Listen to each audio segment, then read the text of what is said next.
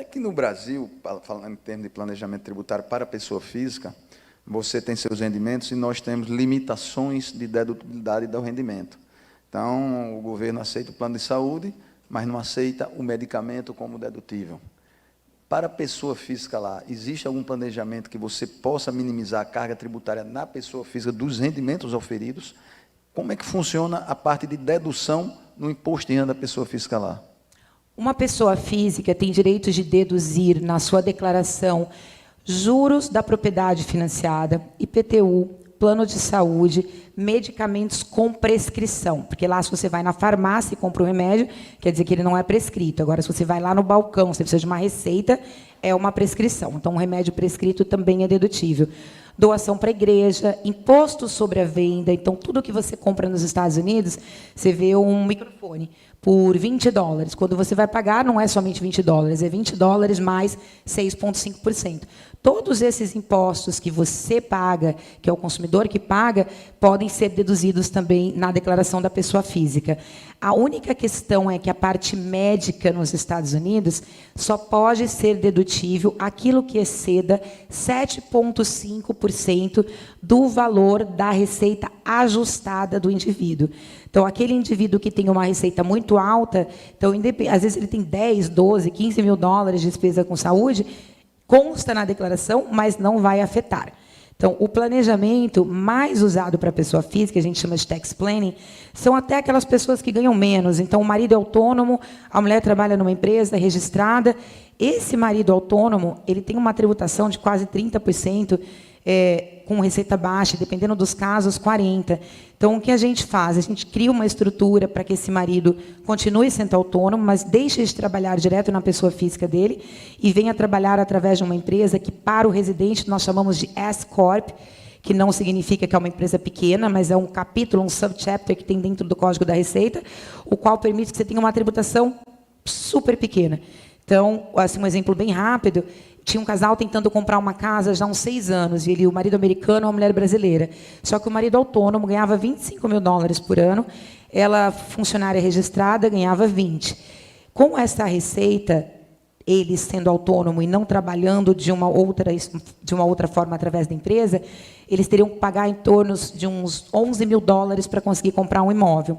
Com a reestruturação que a gente fez, a gente conseguiu reduzir o imposto deles para 1.800 dólares. Então, eles são considerados uma família de classe média baixa nos Estados Unidos, os quais eles têm benefícios para a aquisição de imóvel, com somente 5% de entrada, em alguns casos até menos que isso, e eles conseguiram realizar o sonho da casa própria, somente com uma mudança. Ele continuou trabalhando na mesma empresa, ele trabalha com construção, então, na verdade, ele não precisava ser um funcionário registrado, e acabaram economizando aí 10 mil dólares de impostos para fazer a aquisição e usar esse dinheiro para dar de entrada no imóvel. Bacana.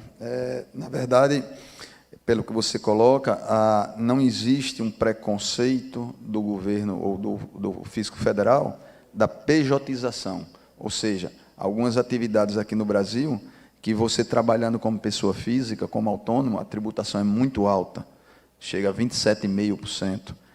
Você coloca aí que você pode criar uma pessoa jurídica para desenvolver sua atividade que era na pessoa física e, consequentemente, você tem uma tributação menor.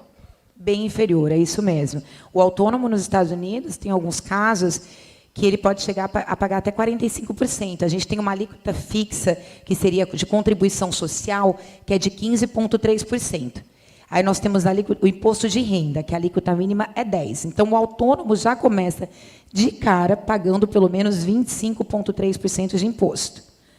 Se ele tem uma receita um pouquinho maior, ele já vai para uma alíquota de 18, 20, mais os 15,3% de contribuição social, e assim por diante. Então, um autônomo que tem uma alíquota de imposto de renda de 37%, mais 15,3% de contribuição social, ele acaba deixando a metade do que ele ganha para o governo americano.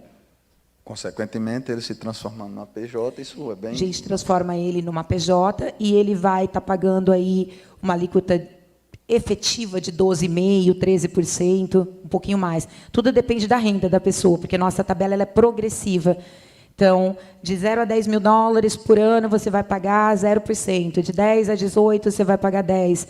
De 18 a 35, você vai pagar 15%. E assim por diante, até chegar em 37%. Bacana. Então, ela tem uma análise escalonada. Escalonada, exatamente. E cresce muito rápido. Então, a pessoa fala, não, mas eu ainda estou no 18, de repente, no outro ano já está em 29, 30. A vantagem é, como você falou, você tributa o resultado, você não tributa o faturamento, diferentemente Exato, da gente aqui. completamente diferente. E, no caso da gente, o faturamento ele é tributado nas 3 esferas. O mesmo, a origem do recurso nas 3 esferas. Lá até você tem a possibilidade de ter estados que têm isenção, você só paga o federal.